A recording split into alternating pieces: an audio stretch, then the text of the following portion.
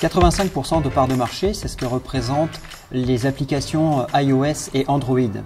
En 2012, les applications Android ont même dépassé les applications iOS avec une croissance de plus de 106% et en remportant 68% des parts de marché. Aujourd'hui, je suis accompagné de Michael, qui est responsable de la business line mobilité dans le groupe Pentalog. Bonjour Michael. Bonjour Pierre. Et de Jean-Paul, qui lui est directeur de projet chez Pentalog également, et qui est un peu plus spécialisé dans les applications mobiles. Bonjour Jean-Paul. Bonjour Pierre, bonjour Michael. Bonjour Jean-Paul. Alors tout d'abord, est-ce que vous partagez ces chiffres que je viens d'évoquer en introduction? Oui, absolument, comme tu l'as dit Pierre. Donc on sait que Android est maintenant la plateforme majoritaire sur les devices mobiles en France et dans le monde. Alors, il faut quand même distinguer deux mondes qui sont le monde du smartphone, dans lequel Android est passé très largement devant, du monde de la tablette, dans lequel les devices Apple sont encore les leaders.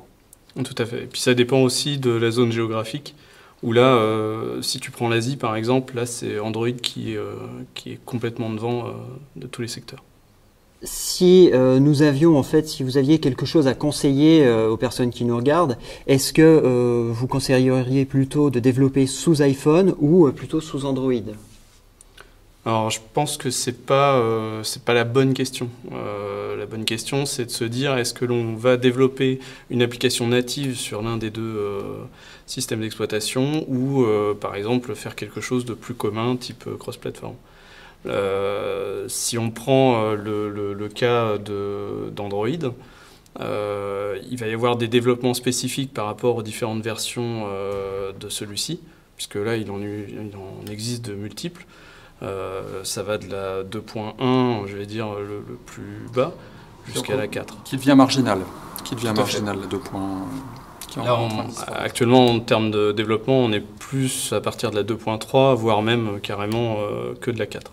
Alors, juste pour une petite précision, vous avez parlé en fait d'applications natives. Est-ce que vous pourriez peut-être expliquer la différence entre justement une application native et une application cross-platform, par exemple? En fait, ce qu'on va appeler une application native, c'est une application qui ne sera compatible qu'avec la plateforme pour laquelle elle a été développée, donc qui a été développée avec le langage et les outils spécifiques à la plateforme. Donc pour iOS, on parle de l'objectif C. Pour Android, on peut parler de Java ou de C++. La différence principale, c'est au niveau de la vitesse d'exécution et de l'intégration en termes d'interface graphique, l'intégration avec les fonctionnalités natives de l'appareil et de l'OS. Ouais, par exemple, sur iOS, tu vas retrouver le bouton Home, le fait de faire un slide de cette manière. Tu peux pitcher ou pas l'écran pour arrêter ou pas une application. Et pour Android, c'est un tout petit peu différent. Tu as 2 boutons supplémentaires, etc. Donc c'est là où on va vraiment utiliser au maximum le potentiel de l'OS et surtout de l'équipement qui est derrière.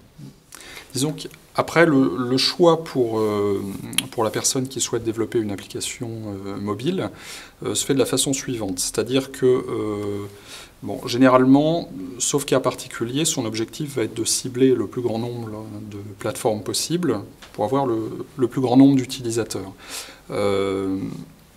Donc la solution la plus économique va être un développement cross-platform avec les inconvénients que ça implique. Et on va dire que la solution idéale en termes de performance et d'expérience utilisateur va être de faire du natif. Alors si on en revient en fait donc à l'iOS ou Android, avec laquelle des deux plateformes on pourra développer plus rapidement pour les développeurs en fait? Alors là, avec le recul de quelques années sur les deux plateformes, je dirais que le plus simple, ça reste quand même iOS, surtout sur la partie test, alors que le plus compliqué, ça reste Android, puisque la grosse différence, comme je le disais tout à l'heure, c'est vraiment iOS, tu as 4 plateformes techniques, enfin 4 équipements, alors que... Qui sont l'iPhone 4, on va dire, l'iPhone 5, l'iPad, le mini iPad. Donc voilà, on est à peu près à ça. Alors que sur Android, tu as plein de versions de l'OS, donc ce que je disais, 2.3, 3, 4, etc. Et tu as un équipement par marque. Donc tu te retrouves avec une multitude en fait, d'équipements à tester. Ce qui fait que si tu es sur une application générique où c'est juste de la présentation, ça se passe bien, on est à peu près dans les mêmes ratios avec iOS. Mais dès que tu vas attaquer des fonctionnalités un peu plus poussées en utilisant des librairies de la plateforme ou des équipements connectés à la plateforme, bah là tu augmentes les temps de test et ça représente une grosse partie du Alors développement. justement, en termes de tests, est-ce qu'il n'est pas possible en fait d'automatiser tous ces tests? C'est ce que je disais tout à l'heure. Si c'est du générique, oui, tu vas pouvoir automatiser des choses. Mais dès que tu vas dans le spécifique, comme tu es lié à la plateforme, tu es obligé de le tester avec l'équipement. Tu es obligé de le tester. Et donc là, ça veut dire généralement un humain qui va faire la manip. Donc, Alors, si je prends l'exemple des... Donc j'ai dirigé des projets de développement iOS, des projets de développement Android et des web mobiles. Si je prends mon expérience, on a beaucoup plus de charges de tests sur la plateforme Android, puisqu'on va être obligé de tester sur plusieurs appareils différents, donc avec plusieurs résolutions d'écran, avec plusieurs versions d'OS.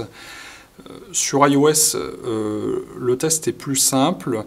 Malgré tout, on trouve quand même des incompatibilités entre les différents appareils. On a par exemple d'une part la résolution d'écran qui va être différente entre les iPhone 3 et iPhone 4 et maintenant 5 d'ailleurs, qui ont encore une résolution un petit peu différente.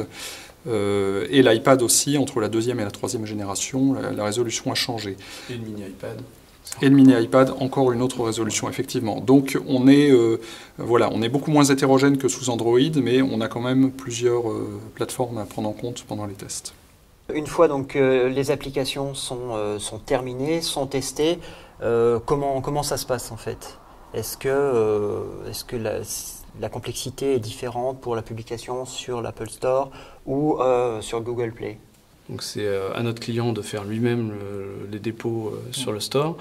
Et il y a tout un process qui fait que Apple va vraiment tester l'application et dire oui, j'accepte de le vendre ou pas. C'est un peu moins vrai sur Google Play.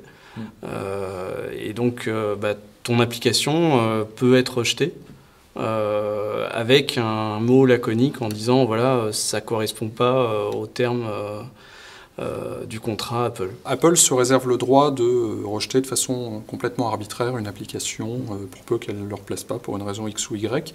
Donc il y a bien des règles qui sont données par Apple mais qui sont très vagues et voilà, eux disent clairement qu'ils se réservent ce choix-là.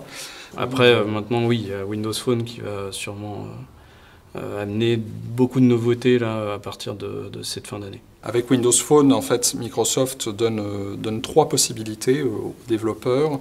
Travailler avec leur langage .NET, bien sûr. Travailler en C++, ce qui sera vraisemblablement le cas pour le développement des jeux vidéo ou des applications très graphiques. Et on peut aussi développer en HTML5, comme sur les deux autres plateformes. Très bien. Donc on l'a vu en fait avec Michael et Jean-Paul, le développement en fait sur iOS ou Android tente à se développer. Maintenant voilà, il ne faut pas oublier l'arrivée massive en fait et prometteuse de Windows Phone. Donc merci Jean-Paul pour cette intervention, merci Michael. Merci Pierre. Et quant à nous, je vous propose de nous retrouver très prochainement pour une nouvelle émission.